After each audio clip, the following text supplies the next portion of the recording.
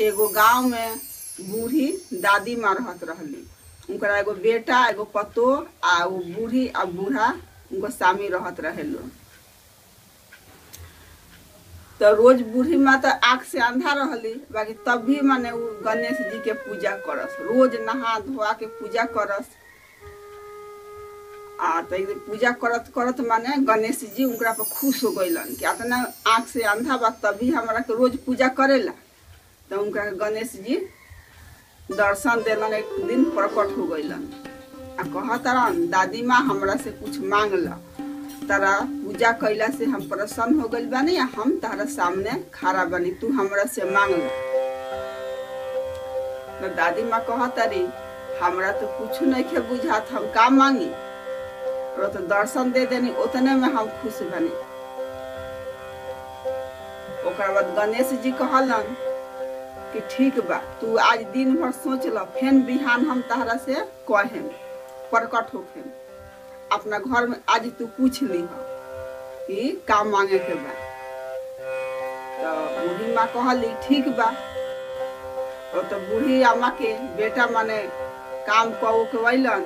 तो बूढ़ी अम्मा अपना बेटा से पूछा तारी, बेटा आज गणेश जी हमरा दर्शन देला हन, हम का मांग ली। कहला हन कि बूढ़ी अम्मा हमरा से कुछ मांग लो। तो का मांग ली। तो बेटा कहतरन माँ धन मांग ले। तो बूढ़ी अम्मा के तो ठीक ना लागल। तब जा तारी पतोह के लगे, पतोह से पूछा तारी गणेश जी हमरा जे दर्शन देला हन, हम का मांग ली। गणेश जी कहला तू हमरा से कुछ मांग ला। पतोह कहतारी कि नाती मांग ले। तो वो उनका ठीक ना लागल।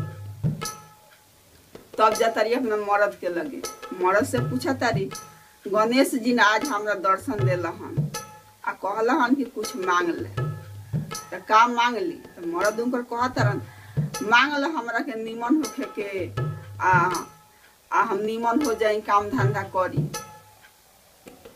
उनकर ठीक ना बुझाई। तो ओकरा बाद पड़ोसन के लगे जातारी, पड़ोसन से पूछा तारी कि आज हमरा गणेश जी दर्शन देला हन, कहला हन कुछ मांग ले। तो पड़ोसन उनकरा के सलाह देतावे कि अपना खातिर आँख मांगला, ठेहुना मांगला।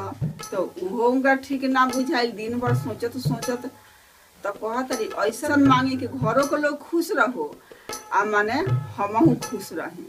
दूसरका दिन फिर बूढ़ी अम्मा पूजा करे बैठली।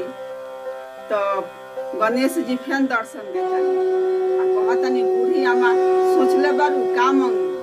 तो बूढ़ी अम्मा कहतरी कि हमरा के आँख दी, ठेहुना दी आ हमरा सुहाग दी आ सोना के कटोरा दी आ कि हम अपना नाती के दूध भात अपना आँख के सामने खियाई, हमरा घर में सुख समृद्धि दी। गणेश जी कहलन ठीक बा, अपने कह के चल गईलन।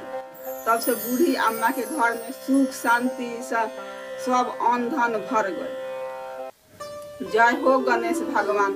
जंग बूढ़ी अम्मा के भंडार भरलो, वही सुने वाला के भी भंडार भरी, कहे वाला के भी भंडार भरी। जय हो गणेश भगवान।